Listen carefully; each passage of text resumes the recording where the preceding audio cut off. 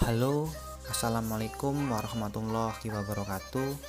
Perkenalkan, nama saya Husen Randi dengan NIM 18104111084. Perwakilan dari kelompok 2 Manajemen C 2018 Universitas Muhammadiyah Jember.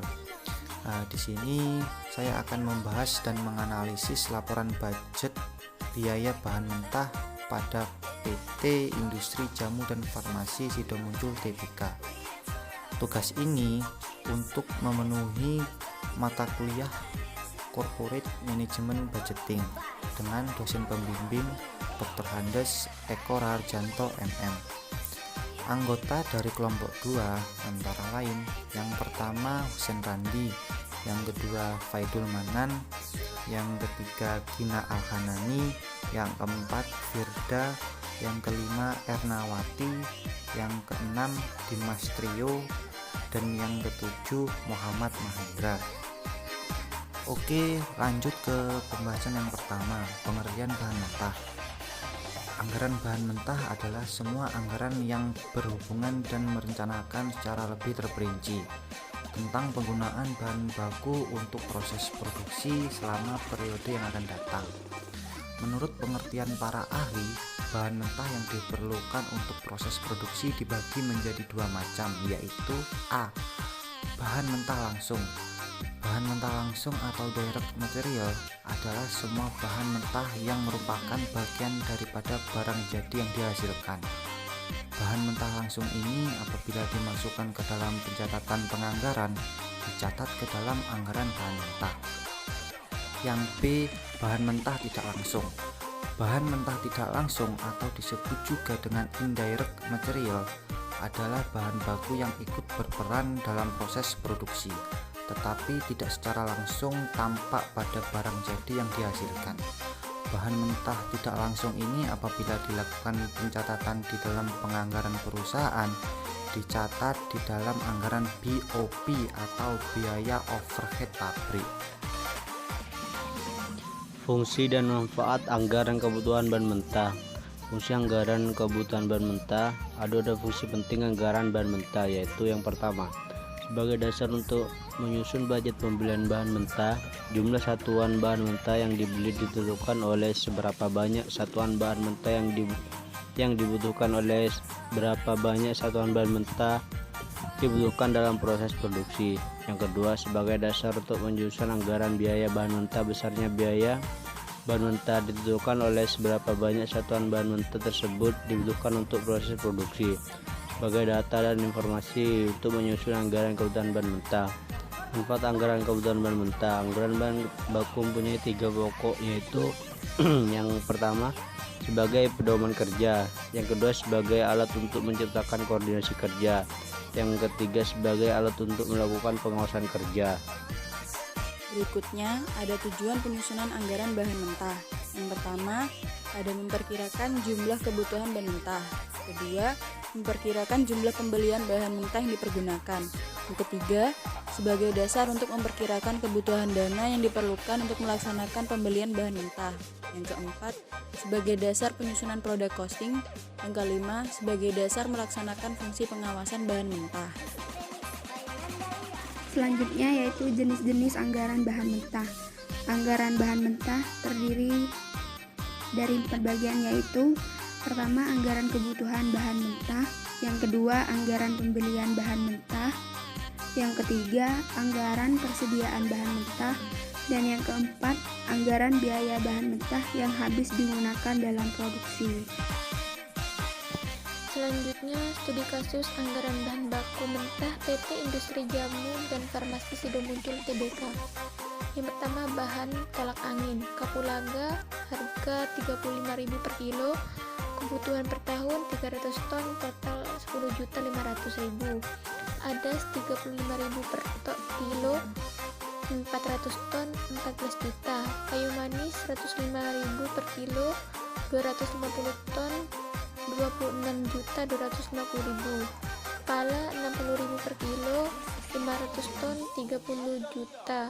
Total keseluruhan 80.750.000. Yang kedua, jamu serbuk Temulawak 50.000 per kilo 300 ton 15 juta. Temu ireng 60.000 per kilo 450 ton 27 juta. Jahe 100.000 per kilo 350 ton 35 juta.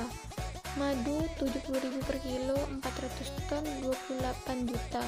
Total keseluruhan 105 juta. Yang ketiga, sari daun dewa. Ekstrak daun dewa 150.000 per kilo 500 ton 75 juta. Yang keempat, kuku bima. Ginseng 90.000 per kilo 450 ton 40 juta 500.000. Bubuk royal jelly 100.000 per kilo 250 ton 25 juta. Madu 105 per kilo 300 ton 31 juta 500.000. Total keseluruhan 97 juta. Bahan yang kelima adalah kunyit asam. Kunyit 60.000 per kilogram 400 ton 24 juta. Asam 75.000 per kilogram 500 ton 37 juta 500. Jahe 80.000 per kilogram 400 ton 32 juta. Garam 70.000 kilogram 500 ton 35 juta. Gula 25.000 per kilogram 450 ton 11 juta 250. Total semuanya 139 juta 750. Bahan yang keenam, alang sari.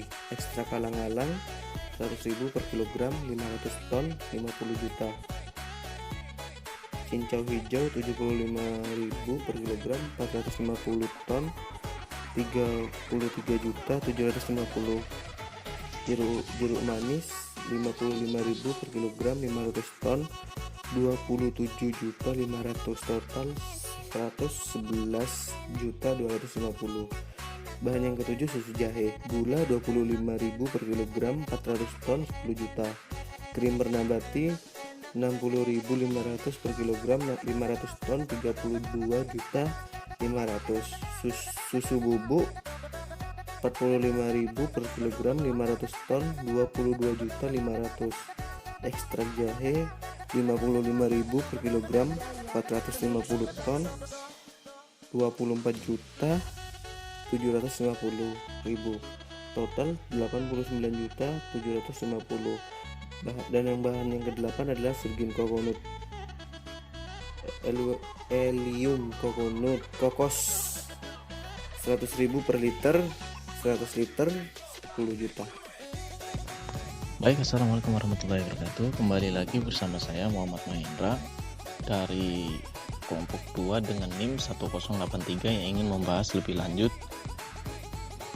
mengenai studi kasus, yaitu pada nomor 9, yaitu Hepakom. Hepakom terdiri dari yang pertama ekstrak bililanti, yaitu tercantum pada 80 kg 400 ton pada harga 32 juta.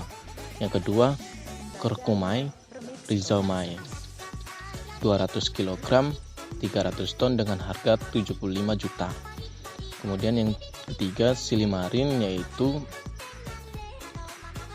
150 400 ton dengan harga 52 juta 500 dengan total 159 juta 500 rupiah.